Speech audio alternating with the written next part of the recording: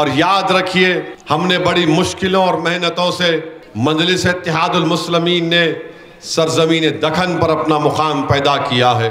वहीं पर इल्ज़ाम लगाते मजलिस पर गोशा महल का। अरे गोशा महल पहले यहाँ बुजुर्ग बैठे हुए हैं, आप जानते हैं कि गोशा महल उसका नाम उससे पहले क्या था, महाराजगंज था। और हमारे बुजुर्ग मेरी बात की तस्दीक कर सकते हैं कि कभी मजलिस ने महाराजगंज में इलेक्शन लड़ा, नहीं लड़ा। गोशा महल बनी 2009 में। 2009 में मुकेश गौड़ की तायद मजलिस ने की थी, वो एमएलए बने। 2014 में भी हमने तायद की कि वहां पे आरएसएस ना जीते, वो हार गए, हमारा उम्मीदवार नहीं। 2018 में फिर वहां पर इलेक्शन हुआ असेंबली का।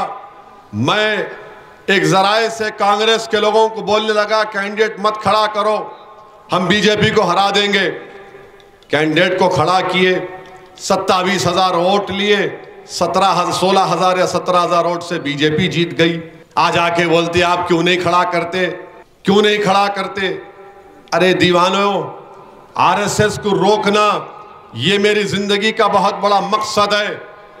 और फिर ये बोलते गोशा महल नहीं खड़ा करे, तो कांग्रेस के लोग ये नहीं बोलेंगे आपको, निजामाबाद क्यों नहीं खड़ा किए तुम, गोशा महल नहीं खड़ा किए, सवाल उठा रहे ना। ओवैसी गोशा महल नहीं खड़ा किए, ये नहीं बोलते कि निजामाबाद क्यों नहीं खड़ा किए। यहां 27%, वहां 44% है।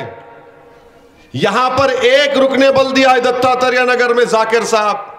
वहां पर निजामाबाद में 16 कॉरपोरेटर है मजलिस के, डिप्टी मेयर मजलिस का है। कोई कांग्रेसी नहीं बोलता आपको गोशा महल नहीं खड़ा करे। निजामाबाद क्यों नहीं खड़ा किए, पूछो मेरे से, क्यों नहीं खड़ा किए। इसलिए नहीं खड़ा किया मैं, बावजूद मेरा डिप्टी मेयर 16 कॉरपोरेटर रहने के बावजूद, कि मैं नहीं चाहता था कि निजामाबाद में आरएसएस कामयाब हो जाए। सीने पे पत्थर रखकर हम फैसला लिए। थालियां मारने के लिए नहीं कह रहा हूं कि एक पैगाम आप यहां से लेकर उठें। हम नहीं खड़ा किए वहां पर, और जैसा मैंने कहा मैं नहीं खड़ा करूंगा, कामारेड्डी से लाके उनको वहां उतार दिए। कौन खड़ा रहा कामारेड्डी से लाकर? कामारेड्डी से जब उम्मीदवार थे तो चीखे मार रहे थे, मेरे को सीएम हराने आ गया, मेरे को सीएम हराने आ गया। अब निजामाबाद चले गए तो वहां पर बीजेपी मुस्कुरा रही है। बीजेपी निजामाबाद टाउन की सीट पर मुस्कुरा रही। क्यों गए वहां पर आप? निजामाबाद की आवाम से मोहब्बत नहीं है क्या आपको? बताओ कांग्रेसियों, निजामाबाद के बारे में सवाल का जवाब दो। इनके दुम छल्ले जो सियासत की सीन नहीं जानते, मुझसे सवाल कर रहे हैं, मुझसे सवाल कर रहे हैं।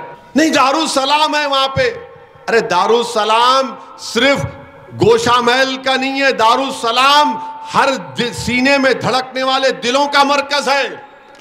दारुसलाम पूरे हिंदुस्तान भारत के गरीबों और मजलूमों का हेडक्वार्टर है। हम निजामाबाद नहीं खड़ा किए, आप निजामाबाद बीजेपी को हवाले करना चाह रहे हैं। मैं आज गंजे शहीदां की सरजमीन से निजामाबाद के गयूर अवाम को, मेरे भाइयों बहनों को, मेरे बुजुर्गों को एक पैगाम दे रहा हूं कि निजामाबाद पर आरएसएस को कामयाब होने मत दो। वहां पर कांग्रेस और बीजेपी मिलकर इलेक्शन लड़ रहे हैं ताकि वहां पे आरएसएस को कामयाब कर दिया जाए। मैं गंजे शहीदा में खड़े होकर निर्मल की आवाम से अपील कर रहा हूं, आदिलाबाद टाउन की आवाम से अपील कर रहा हूं, मधौल की आवाम से अपील कर रहा हूं, कोरटला की आवाम से अपील कर रहा हूं, गोशा महल की आवाम से अपील कर रहा हूं, मुशीराबाद की आवाम से अपील कर रहा हूं, हुजूराबाद की आवाम से अपील कर रहा हूं, करीमनगर टाउन की आवाम से अपील कर रहा हूं कि रोको आरएसएस को इन हलकों से। यहां पर कांग्रेस मिली हुई है बीजेपी के साथ। मैं खुलकर आज कह रहा हूं, और जब नतीजे आएंगे, अगर आप गलती करेंगे, अगर आप अपने वोट को डिवाइड कर देंगे, तो खुदा ना खास्ता वहां पे आरएसएस कामयाब हो जाएगी।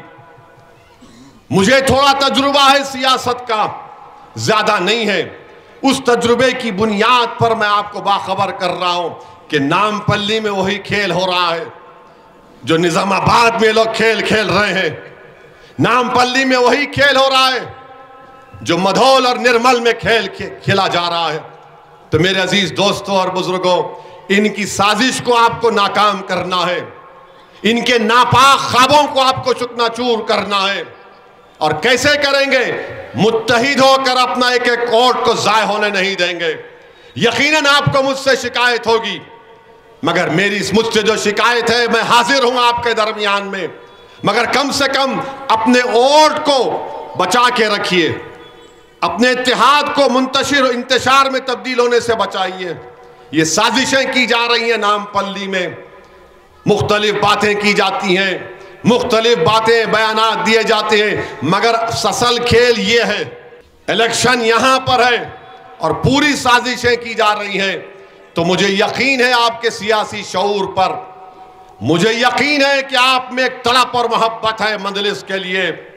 मुझे यकीन है कि ये नापाक कोशिशों को और इनके नापाक अज़ाइम को आप 30 तारीख के दिन एक शीशा पिलाई हुई दीवार की तरह पाए अपना एक एक वोट मजलिस के हक में इस्तेमाल करके इन तमाम फिरका परस्त ताकतों को शिकस्त देंगे।